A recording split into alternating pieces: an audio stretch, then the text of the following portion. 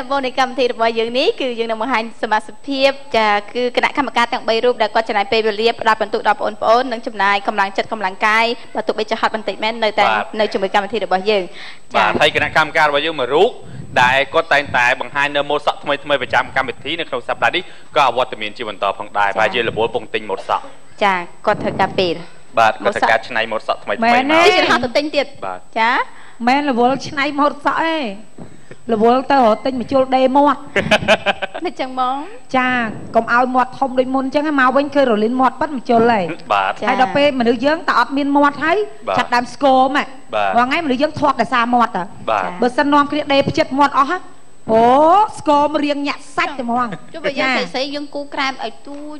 ចឹងមកទូទៅពួកជប៉ុនដោយកាខ្ញុំថតកម្មវិធីមួយស្អីគេ Halloween អូល្បីដល់កឲ្យមុខហ្នឹងនិយាយពីគេថាកូនគេលួសព្រលឹងអស់10នាក់ឯងចាឈប់ចាក់ផ្សាយ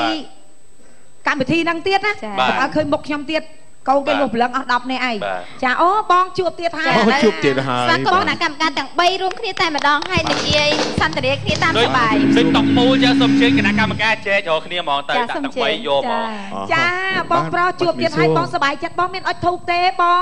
អុចធូបថ្ងៃទៅបងអុចធូបតាឲ្យរលីនគាត់រវល់រហូតណារវល់រហូតទៅរលីនអើយមិនមកវិញទេទោះនួនសវណ្ណនេះបញ្ឈរនៅតំណែងនេះរហូតតែហ្មងក៏បានដែរខ្ញុំស្មានថាបងដូចថាពេលហ្នឹងបងមនុស្សចាស់ជាងគេអញ្ចឹងណាបាទអត់ទេនៅក្មេងស្មានតែបងមិនចេះដាក់ទំនាយបងចេះដាក់ទំនាយដែរអត់ទេមិនដាក់ទំនាយទេគាត់នៅបាយបងមនុស្សដែរតែបាយបងតើបងសុំទោសបងស្រឡាញ់លុយទេបងខ្ញុំគិតថាខ្ញុំដូចជាមិនស្រឡាញ់ចូលចិត្តបាទចូលចិត្តលុយចូលចិត្តបងនិយាយទៅបងសវណ្ណីចេះពេលដែលគាត់ធ្វើការងារខ្ញុំស្រឡាញ់ចូលចិត្តគាត់ត្រង់ថាគាត់តាំងចិត្តធ្វើការងារគាត់សរសេរប្រូគាត់សរសេរគាត់ប្រមូលអារម្មណ៍ចាំបានន័យថាពេលធ្វើការងារបានន័យថាគាត់ផ្ដោតអារម្មណ៍ធ្វើម៉េចធ្វើឲ្យកម្មវិធីនឹងល្អពិតមែនតែគាត់មិនមែនជាតារាកំ pl ែងពិតមែនមែនទេបងតែដល់ពេលបើកលុយគេមុខមុនគេដែរត្រូវណាព្រោះសំខាន់បំផុតខ្ញុំចូលចិត្តការសិក្សាជុំវិញខ្លួនចូលចិត្តការសរសេរការនិពន្ធនេះអញ្ចឹងដល់អញ្ចឹងទៅពេលដែលចង់ចូលរួមកម្មវិធីអ្វីមួយទោះបីជាខ្ញុំមិនដល់រលីនទេប៉ុន្តែក៏មានអ្វីប្លែកជាងរលីនដែរមែនទេបងមែនរឿងពាក្យថាមិនដល់គឺខ្ញុំអត់ឯកភាពទេដោយសារអីទេពកោសលខុសគ្នារលីនគាត់ខាងទេពកោសលធ្វើត្រាប់មនុស្សធ្វើត្រាប់សិល្បៈផ្សេងប៉ុន្តែឲ្យគាត់មកទេពកោសលដូចបងក៏គាត់ចាញ់បងដែរអញ្ចឹងមនុស្សយើងមានមួយយ៉ាងម្នាក់ដូចខ្ញុំទេពកោសលខ្ញុំប៉ិនប្រសពក្នុងការនិយាយច្រើនអញ្ចឹងមនុស្សខ្លះចង់និយាយច្រើនដូចខ្ញុំក៏អត់បានដូចខ្ញុំដែរអញ្ចឹងដល់ពេលនិយាយច្រើនដូចខ្ញុំគេថាទៅជាវល់ទៅជាតប៉ែវិញចាដល់ពេលខ្ញុំនិយាយច្រើនដើម្បីកម្មវិធីមែនទេបងបាទមែនចាតែកម្មវិធីពេលដែលហៅបងមកធ្វើដំបូងអត់មាននិយាយប្រាប់ទៅនិយាយច្រើននេះគឺបងមកដូចពីបង្វិចមកខ្លួនឯងអញ្ចឹងចាខ្ញុំពីព្រោះនិយាយរួមក្រុមគ្រួសារខ្ញុំបាទ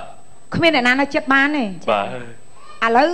គឺថាកូនកាត់ការចោលអ្នកភូមិអ្នកស្រុកអីនៅចិត្តផ្ទះហ្នឹងមកទៅអ្នកភូមិអ្នកអីអ្នកនៅចិត្តផ្ទះអីគេលក់ចាញ់អស់ហើយលក់តម្លៃថោកទៀតចាតម្លៃឡើយចាពីព្រោះដល់ថាអ្នកចិត្តផ្ទះខ្ញុំមកភ្នែកឡើងខូងទៅមកអត់ដែរតែបាច់បាត់ភ្នែកឡើងខូងអញ្ចឹងចុះបើផ្ទះខ្ញុំអាសាមាត់លឺណាហើយប្តីខ្ញុំមាត់អត់សូវលឺទេប៉ុន្តែគាត់មាត់ធំមែនប៉ុន្តែមាត់អត់សូវលឺដូចម្នាក់មាត់ទូចហ្នឹងទេចាខ្ញុំស្រែកចាញ់គេហែកមាត់ខ្លួនឯងចោលចាបាទធ្លាប់ដឹងតែអត់ទេបាយសប្បាយចិត្តនឹងធ្វើការងារហ្នឹងហ៎មកឈរជាមួយនឹងការងារយើងការពិតទៅយើងនៅក្នុងបាទខ្ញុំពេញចិត្តមែនតើនៅក្នុងតំណែងនៅកណ្ដាលគេបែបនេះហើយក៏ពេញចិត្តចង់ឲ្យផ្លៃទៀតចង់ឲ្យអ៊ុនតោហៅអ៊ុនតោអ៊ុនតោអ៊ុនតោជិះមកបងទៅតុកសិនថ្ងៃហ្នឹងអាចនឹងមានរឿងថ្ងៃនេះមានមកទីមកចង់ខ្ញុំជាមួយនឹងអាម៉ូនីកានេះអ៊ុនតោជិះគាត់ចេះឧបករណ៍ច្រើនណាបងចេះបាទផ្លុំមកបត់លេងនឹងមាត់ក៏បងចេះធ្លាប់លេងមាត់ទេបងលេងតាលេងអញ្ចឹងក៏មានភ្លេងលេងនឹងមាត់លេងនឹងមាត់ផ្លុំអាហ្នឹងក៏បានទៀតភ្លេងលេងនឹងមាត់ដែរបងហ៎បាទចាអូឥឡូវចាប់ដើមមកហីចាជឿមាត់អីចាមាត់អីមាននេះសំពត់ខោចខោចអូខេខ្ញុំរាំណាបាទស្អាតដល់ហើយបងតុកថ្ងៃនេះ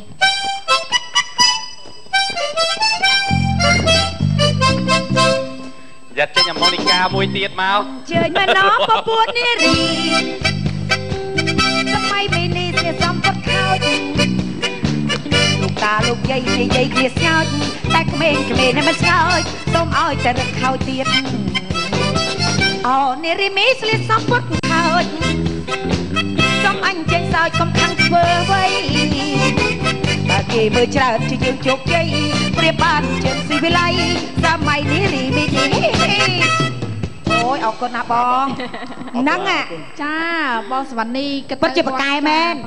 តាឥឡូវបងសវណ្ណីគិតមើលបើសិនជាបងមានសមត្ថភាពអញ្ចឹងរលីនបំបាច់មករហូតក៏បានតែមួយមែនតាអរគុណគណៈកម្មការទាំង3បងប្រុសបងស្រីនិងលោកពូបាទវគ្គក្រោយជួបគ្នាជាបន្តអាញាសម្រាប់ replace